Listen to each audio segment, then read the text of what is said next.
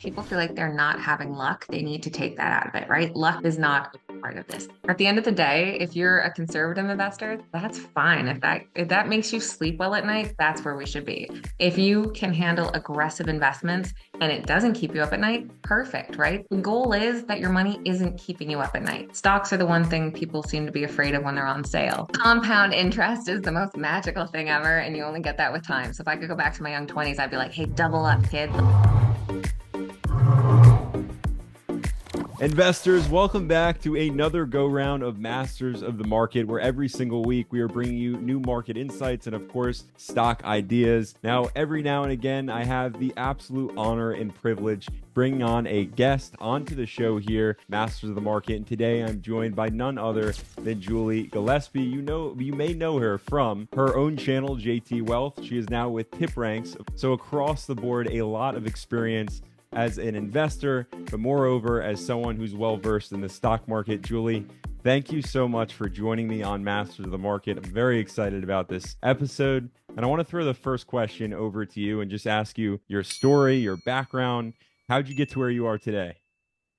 Okay, awesome. Well, thanks for having me, Ari. Excited to be chatting with you today.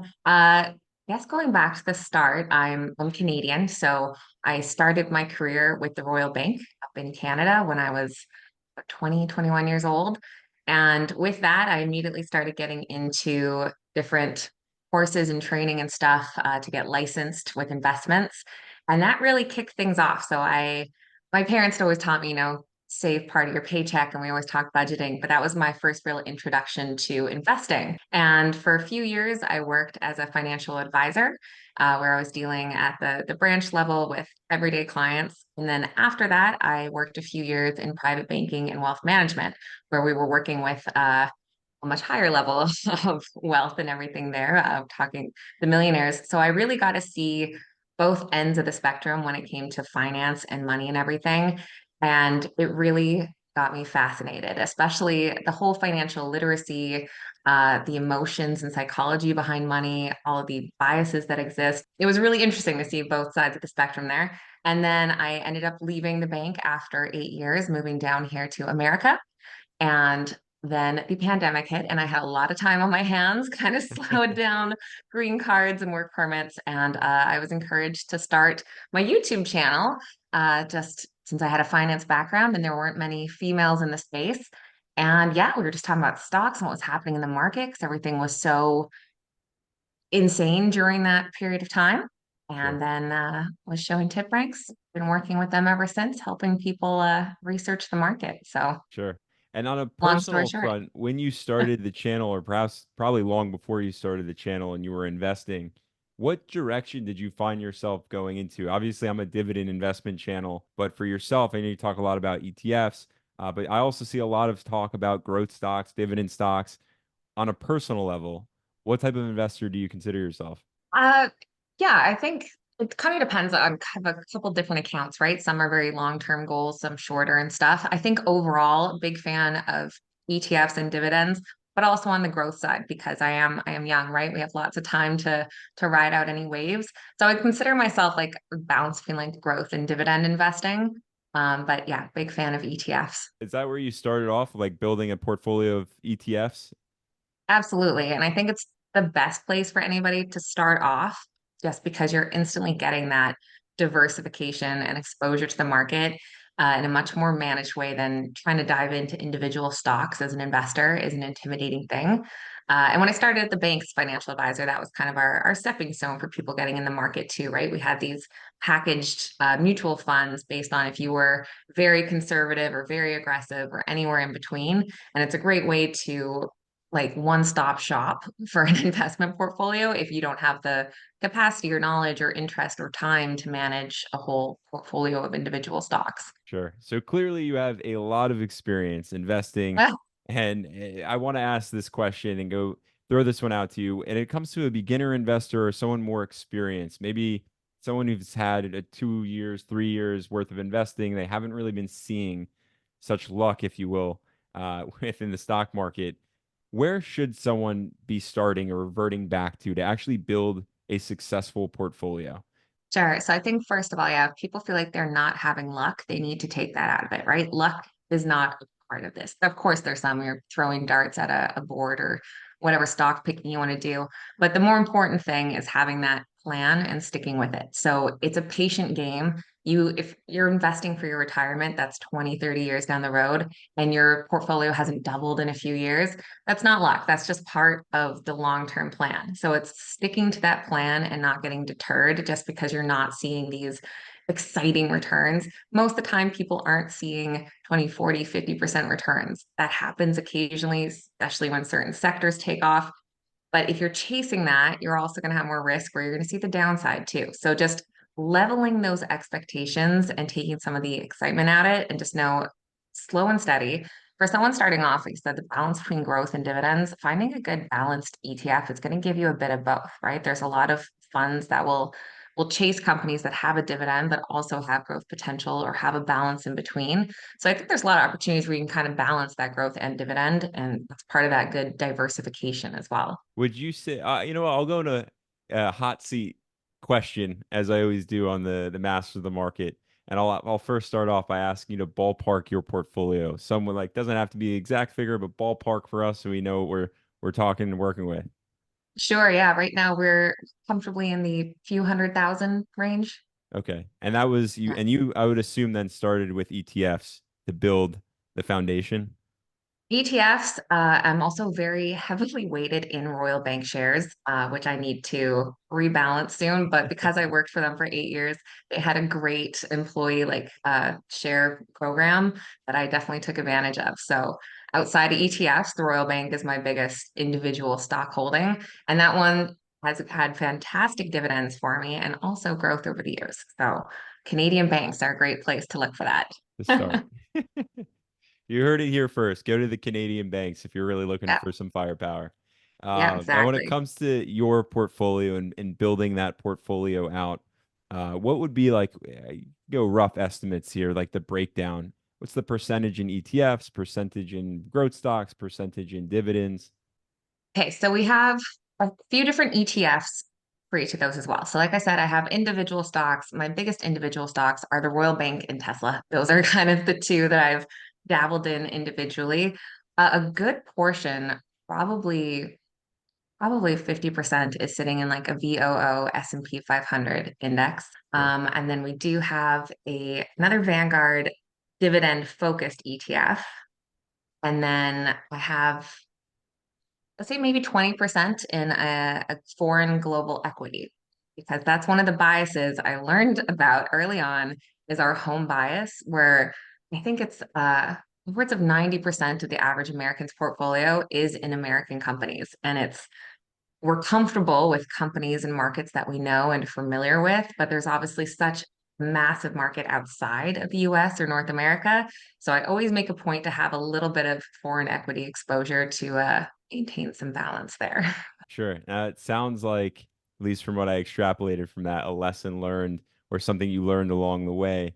And this begs the question, what would you say, at least for common mistakes that are made or frequently made across, right, investors? What would you say were like the biggest one or two mistakes that you commonly see amongst other investors who are out there?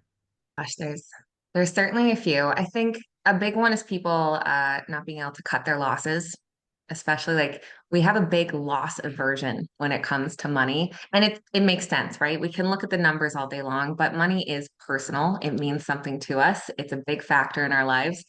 So it's hard to remove the emotion from it. And loss aversion, basically, we feel the pain of a loss a lot more than we feel the joy from a gain. And people want to avoid admitting maybe that they made the wrong pick, or it's not, they could make more money elsewhere. And so they'll sit in a stock that isn't doing what they need it to do for too long, rather than just being like, oh, hey, something changed in the market. And so now I need to shift my plan and go another direction. They'll just sit on it for a bit too long. So that's one thing. Another is just not doing those regular reviews. So especially as an ETF investor, it's easy to say, set it and forget it. But at least annually, you still want to be doing comb through your investments, see what has been performing, what hasn't. If you still feel the same way as an investor, maybe you've learned more about the market that year, you've noticed different trends, and you're not as invested in the tech sector as you maybe thought you were. make sure you're still doing those regular reviews, even if you're happy with your long-term plan, just so that nothing's getting overlooked. And another thing is knowing your risk tolerance. So I think I really experienced this one once I started on the YouTube, and especially during the pandemic, it seemed like everything was just soaring, right? You couldn't pick a wrong stock, but people didn't realize like they wanted the upside, but they weren't prepared for the downside. And so we used to do a questionnaire at the bank, and it would be like, okay, if you invest $10,000 and you plan on leaving it there for 10 years, but next month you get a statement and it's dropped down to like 6,000, how would you react? And people will be like, oh, I would pull it out immediately. And you're like, okay, well, then maybe you're not as long-term investor as you thought. Or like, would you buy more of that stock or would you sell it? They're like, oh no, so understanding what your time frame and your risk tolerance actually is a big thing as well, and just knowing your plan for a stock. Do you plan on holding it for 10 years or for 10 days? What kind of ups and downs are you willing to ride out? Just having that clear plan. People think they have it until things don't go to plan, and then they're just sitting there freaking out. So Yeah. understand yourself as an investor. I think definitely key. But I have to say, like, you never really understand yourself until you're in a position. And I've heard it through a lot of different guests who I've had on the show, whereas experience really trumped reading, I don't know, all the Warren Buffett books that are out there and Peter Lynch books. And a lot of investors had shared that like experience is just bar none the best educator. I'm curious to Mhm. know from your standpoint, is it best for an investor just to jump in and start to learn investing by investing? Or should we, in fact, be first studying, again, all those books that are out there and getting the finance degree? And then you have a guy like Bill Ackman, right, who like went to Harvard and actually realized there were no classes on investing. So he invested by himself. And now we all know where he went. But what do you think is the best course of action for all of us? Jump in. Absolutely jump in. I think a big thing with the market investing, finance really, people think that there's this big barrier to entry. So they think, I don't have enough to be in the stock market. I don't have $10,000 that I can just throw in there right now. So I'm not ready. I don't know enough and all this. And I really came to understand that, especially when I was working in wealth management. So we had very successful people at the top of their game, surgeons, lawyers, all these things, and when it came to some finance, they would be like, I'm sorry, like, I need you to really break this down for me. Like, this is not my area of expertise. And we're like, hey, that's fine. Like, that's why people have this job in finance, because it is a full-time job to fully understand this, to be a trader, to be an investment manager. I don't know how to do surgeries, and I'm not apologizing for that. Like, we're all good at what we do. So don't be afraid to like go to your bank, your financial institution, and be like, I want to start investing.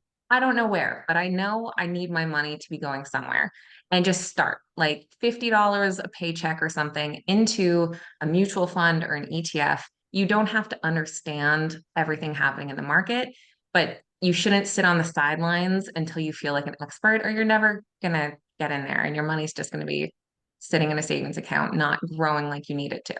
And to go back to this loss aversion point that you made is brilliant. Is there a way to train ourselves, do you think, on like handling Ooh. loss? Is that, or is it just just It's a stomach it and mental that's it? game, right? It's a mental game, and there's so many of those biases, right? Like it's we feel overconfident in things that we've picked versus others. We feel more comfortable sticking in a stock even if it's not doing well because it's what we know. We don't want to take those losses. There's so many psychological parts to investing, and it's not easy to remove the emotions from it. I think over time and experience, once you challenge those, if you look at a stock and you say, okay, why am I still holding this? Like, is it actually still something I want to be invested in, or am I just not willing to take my loss? Like, if we confront those biases, I think over time it gets easier to not fall for them. But I think it takes a long time. It's human nature. Like, so it has to be a conscious effort to face those biases, challenge yourself, and move past them. But I mean, I don't think anyone ever fully gets away from them. Now, is there a thing as too many positions in your portfolio? Because now we get to this point of diversification, which Peter Lynch always claims to be diversification. And but a lot of people feel safer with a lot of positions. And then you have, right, ETFs that you can just invest into. But Hmm. is there such thing as too many positions in a portfolio? Because you even spoke about being able to manage your portfolio, and then that also begs the question is like, how can you realistically manage, I don't know, 50, 70, 80 positions in a portfolio? Yeah, and so that short answer is yes, I think there can be too many. What that number is, I think, is different to every investor. And that comes down to I love investing in ETFs because I don't want to dedicate hours of my day managing my portfolio. Now, if you're someone you are a day trader, that's how you're making your money, or you love doing that for a few hours, then yeah, you're going to be able to handle a lot more individual stocks in your portfolio. But I think for the average person that isn't wanting to do that every single day, once you get past a certain amount, you're not going to be giving each position like the adequate attention. You can't, right? Like, so things are going to go by the wayside. It's going to become unbalanced. So it's a different number for everybody. And that's why I love ETFs because I mean, the S&P 500, you can have 500 positions basically with that one. But I know I don't have to go in and check how 500 stocks are doing. I'm just leaving that there. Whereas somebody with 20 stocks in a portfolio might find it overwhelming to manage that. So I think it really comes down to the time and attention you're willing to spend on managing that. But worth worth not overextending yourself if you're not gonna actively manage. And now, when it comes to picking these positions or ETFs, whatever we're trying to load our portfolios up with, how do we go about, or how would you recommend going about finding the ideal ETF or finding the ideal positions? Like, how do we go about picking stocks? Yeah, and it comes down to, I guess, what you're looking for and stuff, right? For an ETF, I'm looking for a long history. Like, I don't want the newest that's only been around for a couple of years. Like I said, I love investing with like Vanguard, some of these bigger companies that have that track record. They're bringing low fees to their ETFs, so we're not wasting a lot of extra money on fees, and very clearly outline their goal for it and everything as well. So, same with my foreign equity ones that I have there. It was just finding one that had good diversification and those low management fees and basically a good track record there. Looking at individual stocks, it's going to come down to a lot of different factors as well, depending on what you're looking for. Obviously, a dividend investor, you're wanting to make sure that that's a stable dividend, that they've been growing the dividend, that the yield is sustainable, right? A lot of people like to chase just these high yields, but is it a high yield because the stock has fallen this year, or did they actually just pay out that much all the time, right? So looking at the trajectory of the company, understanding what they do, are their financials improving? What's the company going through as far as their growth stage versus being established? Uh, and yeah, a lot of factors obviously to look at depending on your investment style. But Do you have a strategy to kind of streamline it? I mean, I'll do a shameless plug for Tip Ranks here. I love using their their stock screener as well. And I mean, we can look at the track record of analysts and everything, but I think it's neat to see their commentary on it and stuff as well and how they're weighing in on the stock because they are the ones pouring through those balance sheets and all those financial statements and everything. And like I said, that's not something I want to spend hours of my day doing. So when you see like a lot of well-ranked analysts are getting excited about a stock, they're combing through the financials and giving them realistic buy ratings and stuff as well, right? Like we're not talking like, oh, it's going to shoot up 400% to the moon. But hey, no, this is a solid company that for the next year could post some double-digit growth. Like, okay, we have some experts weighing in that back this up and everything. I hope that helps narrow it down. Like it's not the sole factor, but it's one factor if you're looking at a stock and you see like most of Wall Street's like, no, sell, you're kind of like, okay, let's take a closer look at this and why they think that. Like, why do they all agree or disagree? Can be really helpful. Sure. Going back in time here to your earlier 20s, I think it's when you said you started off investing and kind of getting your feet wet in the investment world. Yeah. Now you have plenty of experience professionally and personally investing. I'm curious to know, looking back, one or two mistakes that you made that knowing what you know right now, and if you were to go back in time, you could recorrect those mistakes. What would they be? How would you recorrect them? Oh man, yeah. I mean, like investing more. like compound interest is the most magical thing ever, and you only get that with time. So if I could go back to my young 20s, I'd be like, hey, double up, kid. Like, you know, when you're in your 20s, your focus is on other things. And I still was fairly disciplined, but I mean, yeah, if I could have thrown more back in 10 years ago, that would have been great. But definitely I was pretty passively investing. So the first few years, I was in quite a conservative investment because I was just starting out, and I probably stayed in that a bit longer than I should have. So going back to that, like actively being on top and reviewing your investment mix and everything. There was a couple stocks back in the day that like, someone gave me a hot tip on. And so I'd like throw a few $100 in and that money's gone. So just not chasing those fads. And I mean, if you are, just understand it's like going to the casino, right? So if you want to play with your money like that, it's fine, but it wasn't for me. So just don't follow the hype that other people are encouraging. Just stick to what you're comfortable with and understand. Sure. I feel like almost you have to be aware of what you're signing up for in some sense, Mhm. like as an investor. This is an interesting one, even working with tip ranks, right? Like, how do we know who to trust? Yeah, and that's especially on the internet, a hard thing to fully know, right? There's a lot of people out there, and trust me, like when I was a YouTuber as well, I was very cautious to try and never like promote anything, like share info, like, hey, people are talking about this. This is what's going on, just so you understand it. Like, right? There's no guarantees in investing, and there'd be a lot of people out there being like, buy this, it's gonna whatever, and it's easy to get caught up in the hype, but then people are left holding the bag afterwards. And I think it's stepping back and being like, okay, is there new catalysts coming up, or am I behind already? Like, is the reason that this stock is popular is because it's already shot up because of this piece of news? Or is there a catalyst that's coming up soon that could actually be the substantial driver behind this, right? Is there something of substance coming up? Or is this just excitement that's been created online?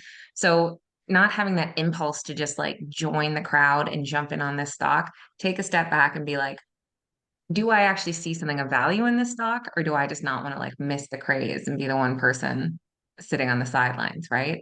Sure. I mean, we saw that in 2020, all the meme stocks, Reddit stocks, AMC and stuff. Like some people made a lot of money, some people lost a ton. And if you're chasing the fad, you could end up getting burned. So yeah, understand why does the stock actually attract you? And if you're still holding it in a few months and it hasn't gone up, like, do you still believe in it? Like, what were your reasons for investing? That almost goes back to like monitoring your portfolio and just you still have the same conviction, in stocks Yeah, A, B, and C as you did, I don't know, 2, 3 years ago. yeah, But exactly. That's what I used to tell people. I'm like, if you invested in this stock because you believed it was going to do this, this, or this, and the next quarter it's falling, has something actually fundamentally changed with that company, or is it a broader market thing, right? Has the entire market sold off?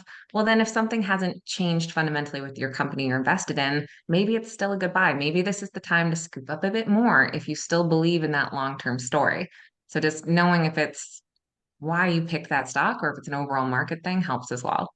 sure. Now that begets the question, how do you even know when to sell? Like, let's say it's actually like a red hot sell, but you're looking at it and it's you got a lot of other people selling it, and you're sitting Yeah. there saying, do I sell? Do I hold? Is this just, Yeah. Well, time? it doesn't have to be like A or B, right? I trim some profits, right? If you put in $100 in a stock and it shoots up to 200, maybe take out your original 100 and let the rest ride. So have an idea, first of all, like how long you planned on being invested in that stock, what your goals were. And yeah, don't get too greedy, like trim some of those profits along the way to kind of hedge your other side there. But going in with that plan, right? So did you plan on being invested for 10 years or shorter period of time? So I guess, yeah, part of that plan. Sure. I guess it's not even for you, right? It's not as necessary being invested heavily into ETFs. Yeah. How many individual stocks do you have within your portfolio? Oh, only a few. Like I said, my two biggest ones there would be the Royal Bank and Tesla, just Okay. because, I mean, Tesla was going through such a boom. It was something that I wanted to be in on, and like the Royal Bank there, and maybe a handful of others, but majority, like 95% is easily different ETFs and mutual funds. I would say with me, like with those, if I see the market like dipping and stuff, I'm like, okay, now's the time to kick in a bit more, right? Like get some of those on sale and everything. So that's Sure. about as much as I change my plan when it comes to the market going up or down. It's interesting because every time we talk, I feel like you have this sense of ease and calm. And I feel like it is a lot due because of the ETF investment strategy, where it's like you really don't need to worry. I Doesn't keep me up at night. Yeah, and that's what I tell people to bank when we were choosing their investments. I'm like, at the end of the day, if you're a conservative investor, that's fine. If that makes you sleep well at night, that's where we should be. If you can handle aggressive investments and it doesn't keep you up at night, perfect, right? But the goal is that your money isn't keeping you up at night, that you're not anxiously checking your investments every single day and stressing out. Like find that comfort level that it doesn't become this stressful thing weighing on you. Like we have enough other stresses in life. feel like that is honestly one of the biggest obstacles for newer investors is like finding where they are and who they are as an investor, how to Mhm. manage, and navigate through all the market volatility. Now, this is actually an interesting question for you, just given your experience in wealth management and dealing with those high stakes clients. And now a lot of them had, nice high paying jobs, a lot of money flowing in. What would you say from the wealth management perspective are the necessary steps for investors before even jumping into the market? Well, and that's again, I'm a big part like jump in, like start right away. I think there has to be a balance. So I mean, with wealth management, they did not shy away from debt. And this was especially during a time though where rates were quite low.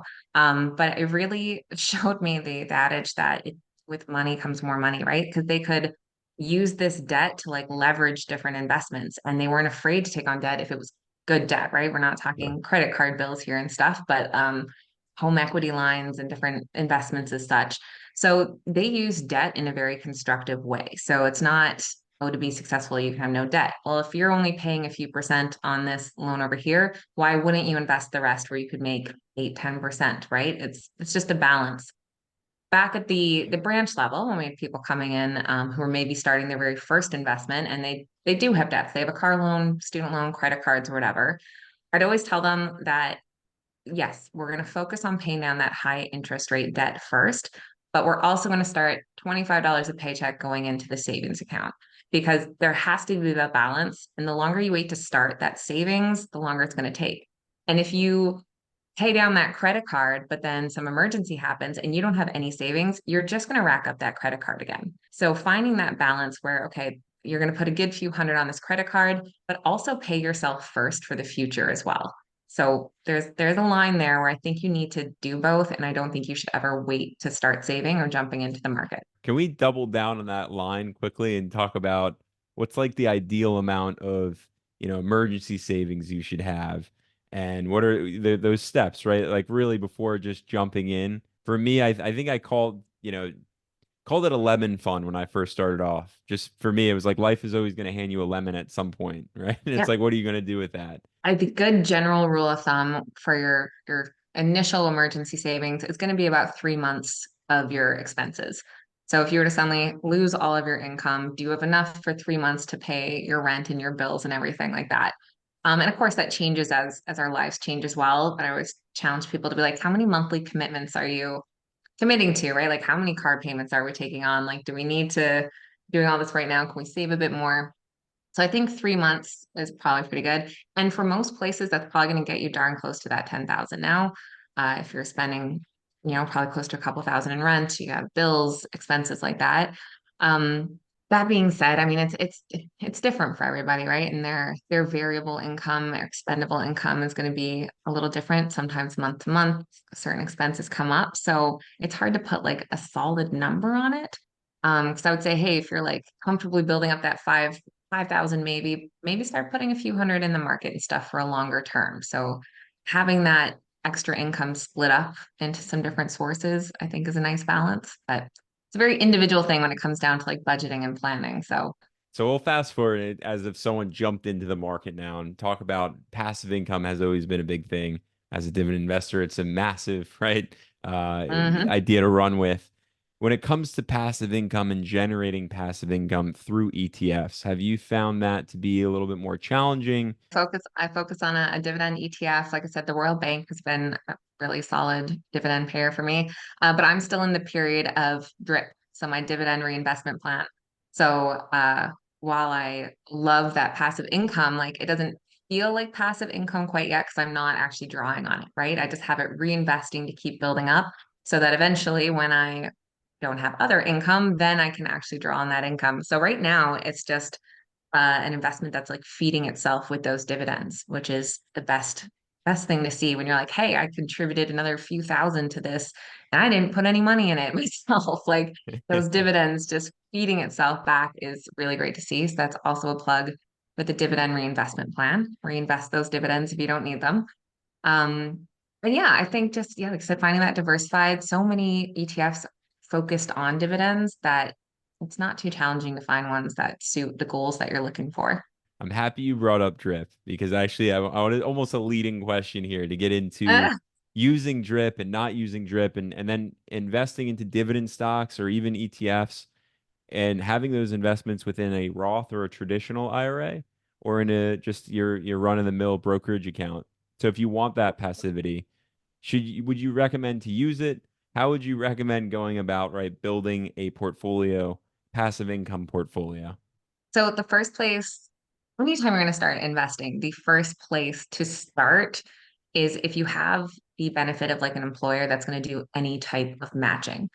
That's always the first place to explore, whether it's an IRA, like Roth IRA, 401k. If you have a work plan where they're willing to match a certain percentage or anything, maximize that first because that is the most effective way. Sometimes you can like double what you're putting in if they do 100% matching up to a certain dollar amount. So if you're not taking advantage of that at your work, you are leaving so much money on the table. So that is absolutely the first place to start. Beyond the employer sponsored ones, still look at those registered ones. We talk about like a compound interest being like the eighth wonder of the world, right?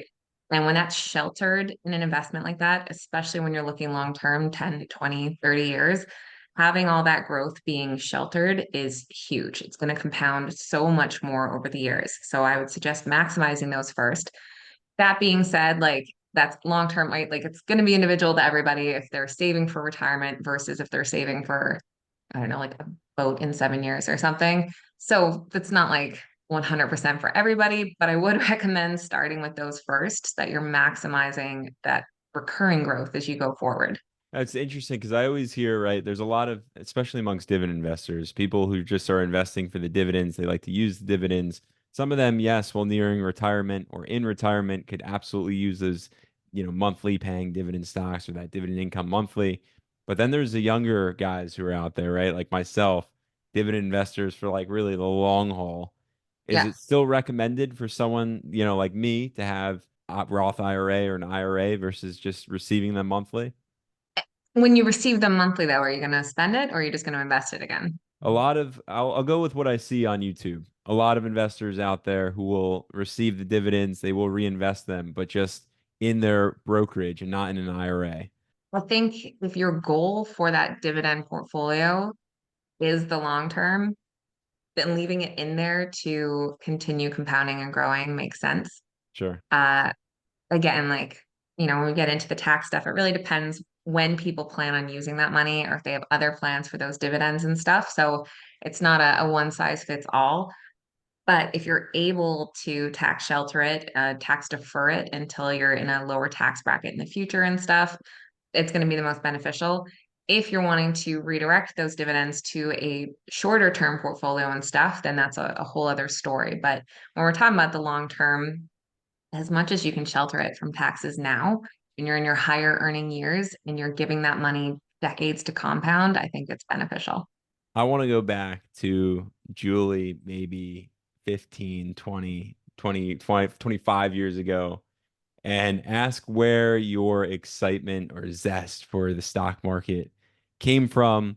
How did you really like decide to head in the direction of finance? Because the reality is, I mean, it's a very male dominated field. It's Sure. very inspiring and powerful to see a woman actually in the world of finance. And I mean, as publicly as you are, YouTube channel, face of tip ranks, right? And it's like you really take it on and own, right, who you are. And it's powerful, it's inspiring. And I actually had a couple of my viewers reach out to me via email to say, like, we'd love to see more women on the channel. One of my which I actually shared back. It's hard to come across women in finance. So I'd love to know like what kind of shot you in this direction and what keeps you motivated and staying in the finance game. Yeah, well, first of all, thank you. I mean, I think what really, sorry, my dog is rearranging himself on the couch right now.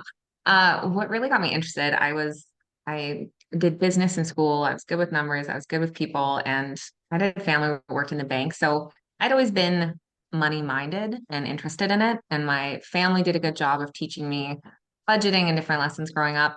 And once I started working at the bank, and I realized how much it wasn't common knowledge, the whole financial literacy part really I guess motivate me because I was disappointed at how many people hadn't been given the skills to properly manage their finances.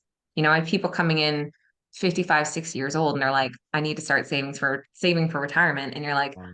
oh man, like this is gonna be hard now, right? Like you're so close to when you'd want to retire. It's you don't have that time on your side. So the financial literacy part really got to me where I'm like, this should be talked about more. Like within families, we shouldn't be ashamed to be like, man, financially, we've gone through a rough patch, or hey, we're saving for our goals. And it shouldn't be such a hush topic as it is. And so, and then yeah, coming into the YouTube space, like I said, I had the time, I had the background, and I noticed that there weren't many females either. Like it was a lot of very excited men and stuff. So I was like, there's another perspective to this, which is a bit more laid back and not so much hype. Like just let's talk about it, let's learn about these stocks and everything. And there was a niche that received that well. So I'm grateful for that. But basically, yeah, trying to have these discussions with more people with it, giving people opportunity to be able to actually plan for their future and not feel like it's intimidating and overwhelming. Sure.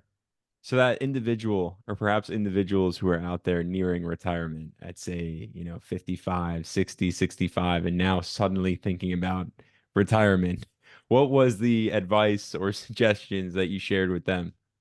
It's tough at that point. You're kind of like, you got to be saving every single penny you can. And you have to look at like what does your retirement look like? And that's something we should be looking at early on too. Because like I'm a big believer that you got to enjoy life along the way. Like you don't want to be saving every single penny because what if you're not around to enjoy that, right? Like we never know how long we're actually going to be here. So we're not saying don't enjoy anything, just hustle for 20 years, never take a vacation. Enjoy yourself along the way, but understand like what does your retirement look like to you? Is it just buying a little cottage and staying put? Is it traveling the world? Is it expensive dinners or home cooked meals? How much do you actually think you're going to need? And plan backwards from that. Be like, what's the nest egg that's going to actually give me that financial freedom and retirement that I dreamed of? Time is the biggest gift when it comes to investing. And so the longer you wait to start, you can't get it back, right? So once you're at that age, it's a much bigger battle to actually get that nest egg that you ideally would have. So that's why I Sure. say start early, start often. Did you have a budget when you first started? Like what did that strategy look like when it came to you knowing how much to actually put into the market? The minimum that the bank would let you put into a mutual fund, I think it had to be at least $50 a month for it automatically to come off your paycheck. So I was like, okay, I can commit to that. And they're kind of like, if you can't commit to $50 a month, you need to look at your budget. Like you can arrange some things. This is important. And so I did a few months of that and I was like, okay, yeah, I'm not really noticing $25 off each paycheck. So let's bump it up a bit. And then I'd see it start to grow a little. And it was like, oh, okay, like I'm getting it now, right? So it was just a gradual increase where it's like dip your toe and then kind of ease your way and into a comfortable amount. So, Sure. rule of thumb, it's great if you could start saving like 10% of your income, but everyone's circumstances are different. So just start with a little and you'll be surprised how you're able to increase it as you go. Sure. Is there a one size fits all type of budget that's out there, or maybe not one size fits all, but a beginner's budget that you would say is relatively easy for any one of us to just implement pretty quickly? Yeah, I mean, there's definitely some kind of acceptable guidelines out there when we talk about, your housing expenses not being over 30%. Hopefully, your overall debt's not more than 10% of your monthly payments, maybe 30% to your discretionary and at least 20% to savings, I think is a great place to start. Sure. So we'll pop back into investments. And one of my favorite questions on Master of the Market that I have, I think the greatest privilege of asking is gifting each and every guest with 10,000 virtual dollars that, of course, you do not actually receive.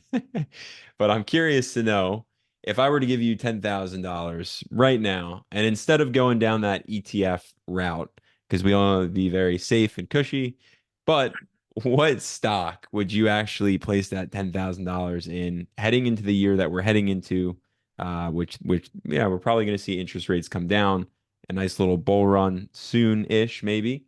But what stock would you put it into, and what's the why behind it? I think one that would continue to be strong this coming year is going to be something like Amazon. They've seen some great growth, but they've been a stable grower, and we're still down from highs back in like 2021, I think. So I think there's still room to grow.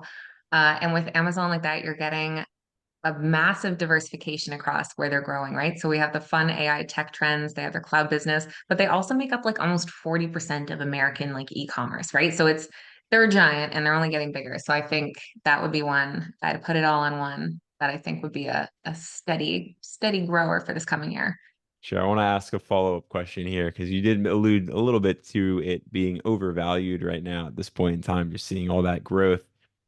And I'll ask you when it comes to whether it's growth stocks, dividend stocks, any types of stocks out there, is there a way for us to know when it's overvalued and when to, I don't want to say wait, right? Because it's good to have time in the market, but like there are certainly like maybe like an Nvidia, right? Like how do we know when a stock Yeah. is absolutely overvalued? And that's the tough thing, 'cause especially with these sectors that have been exploding, right? Like Nvidia has been insane. And there's been so many times throughout the past year where you're looking at it and you're like, can't keep going higher, right? Like, come on, this is insane. And it does. Like it just keeps going. So I mean, we can look at all the ratios and the metrics and everything, but when you have so much excitement around a certain sector, it doesn't always act rationally. So it's hard to be like, yep, this is the ceiling, this is as high as it can go. But it keeps proving us wrong, right? So I mean, gosh, you keep thinking like, yeah, there's got to be a pullback here soon.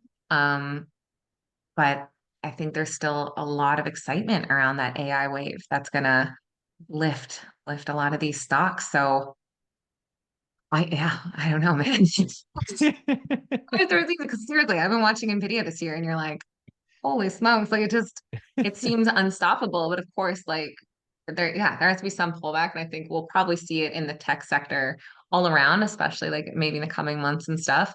But yeah, if there is a pullback, I think it'd probably be a great time to jump in because I think there's still a lot of growth to continue for them. Room to run for sure. Yeah. Heading into 2024, I mean, we're already in it now, but we got the remainder of the year well ahead of us. And I'm a huge fan of saying that macros do matter to some extent. That it really just means, right, like know what's going on so you can at Yep. least understand where to look, what sectors to look into, perhaps what stocks may be hot. But I'm curious to know how you use macros and what you kind of think is going to come about in 2024 and how we can use that to our advantage. Yeah. The macros obviously like don't necessarily change where I'm investing in. 'Cause like I said, the ETFs, it's a lot of S&P 500, big ones like that, but just helps me understand like how my portfolio's moving, right? So if I know that this is happening in the overall market, that's why my investments are maybe down this quarter versus soaring next. And of course, coming ahead this year, the big thing is going to be those rate cuts. And I think the last gosh, 2, 3 years now, we've been kind of under this thumb of like the pending recession and inflation has been just the most horrible thing. Then, I mean, you look at what the S&P 500 did this past year, NASDAQ as well, right? We're still seeing a lot of growth. So I think people are always waiting for the shoe to drop, honestly. They're always worried about the recession around the corner, but it's just sticking to plan and continuing to invest and riding out those waves. It's all part of the continuing cycle, right? If you look back at any historical chart, going back decades, you see these cycles that we go through.